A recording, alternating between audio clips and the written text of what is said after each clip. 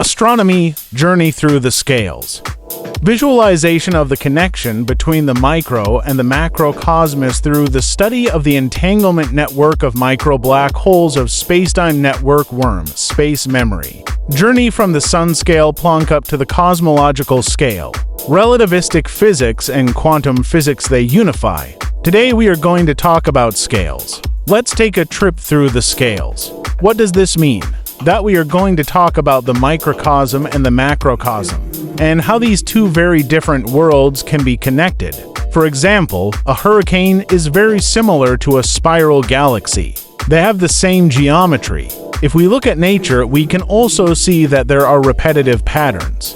For example, in the leaves of flowers, or if we cut the fruits, we can also see a geometry, a perfect symmetry. And we can also see a universal pattern, which is the toroidal shape, which actually is the way energy and all information flows in the cosmos through all scales. In the microcosm, there are physical laws. And these physical laws, let's say we study them partly within the framework of quantum physics. And in the macrocosm, there are other physical laws. And in order to do this, we study the whole topic of general relativity and the spatial relativity of Albert Einstein.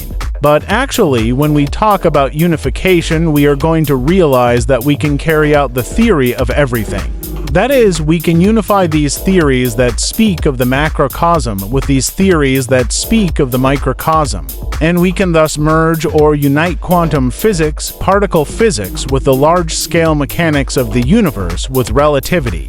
There are many similar patterns. And remember from previous videos that we had talked about the great structures of the universe, of these galactic walls. Remember that we had mentioned that this galactic network is very similar to the neural network.